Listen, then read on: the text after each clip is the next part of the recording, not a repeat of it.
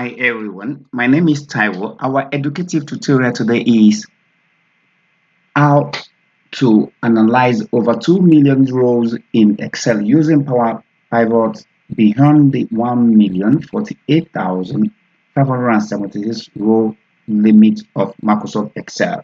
As you can see from the caption below at the left bottom side of this screen capture, this particular tutorial is perfect for business analysis, financial analysis, student and researcher.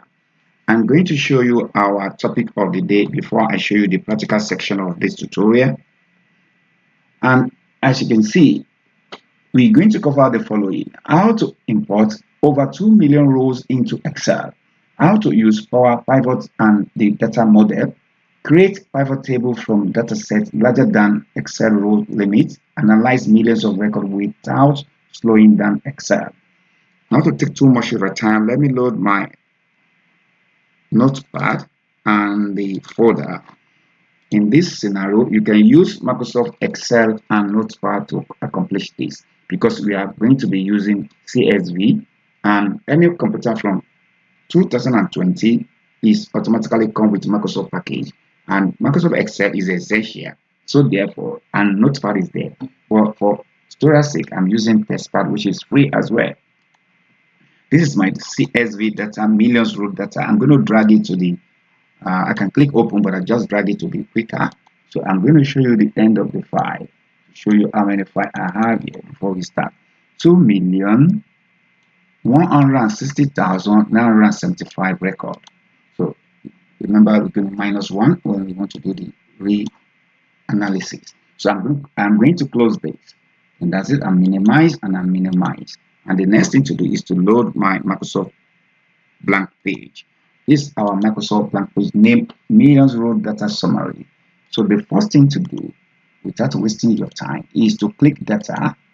Remember, you want to get data more than the limit of Excel. You click Get Data. You navigate to from File. Click from Test/CSV. It's going to load the page, and it's loading. It's loaded successfully because that's the last page I work on, which is my millions row data that I showed you earlier on. So click this and click import. It's going to load you another window, and it's loading. Loaded successfully. So in this particular page, because our column, in most cases, because it's CSV, is showing the column automatically giving its name as a default column 1, 2, 3 up to the last column. But because we don't want column as our name, we want the postcode discrete word as the first header. So the next thing to do is to click transform data, and it's loading the window query, the Power Query editor. It's loaded successfully. So the first thing to do, if your one is not on home, click home and go to use first row as header. That's it. After that, click this close and load drop down. Don't click close and load, just click close and load to this one, the one at the bottom, to this query. So it's going to load again. So and this is where the trick is. In the import data window, make sure you select these two options, which is very crucial, otherwise it's not going to work. Only create connection, click that, and add this data to the data model as well, and click OK, and the data will start loading as a query into your Microsoft Excel. It's at the back end. You can see it's counting and it's loading. Now it's loaded about 600,000 going to 700, and this is going to load in about a minute because it's 2 million record. Sometimes it depends on the capacity of your computer, but in this case I'm using Intel 7, which is going to be it's not slow compared to those who are using the latest Intel Core 9 processor. So I think it's going to be ready any moment from now. There we go. Our 2,160,974 rows loaded successfully. Is about collating it together. So immediately we finish that, we're just going to go straight away to show you the data count. This is the most important aspect of this, the tricks of that import data window. That's why you have to take note and you have to create your CSV So another good thing about this is if you have additional more data coming on monthly or weekly basis, you can add it to the bottom of your CSV. Automatically you click reload and automatically see your data. So successfully loaded. So the next thing to do is just remove your cursor. It's going to show you. So we don't need. The next thing to do is to click insert. Go to pivot table. Don't click any of the two above. Click from data model. So just click OK. So this is your pivot. I'm going to remove. I always like to leave 3 spaces from the left, right, and I'm going to leave more 1 spaces at the top. So the next thing to do is to generate our data. So as you can see, this is our millions row data. So this is the numbering. We don't need that. You remember in our caption, you want to calculate region. You're going to move our region to rows. This is all our region. And we want to count our region. We count our region.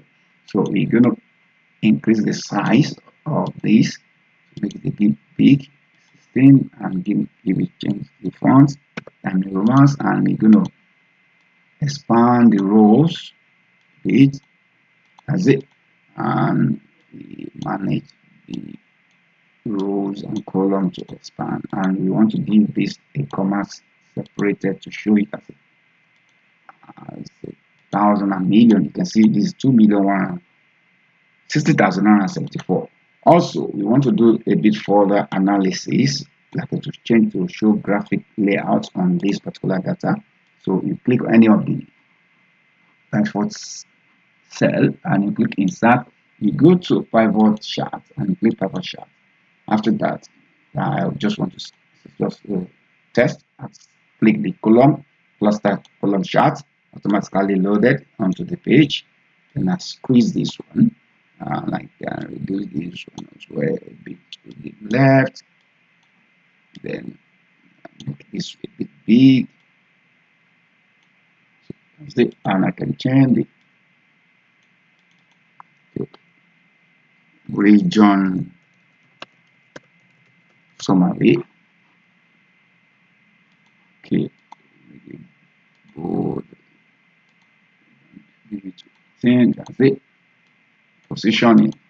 So you can do the format just for those of you that want to understand. We are just first and foremost, I want to change it. I like to leave the border blue.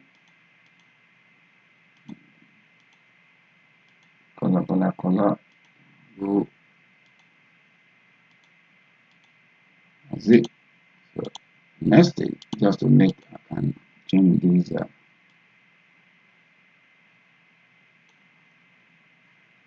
color to be under the field to be vary color.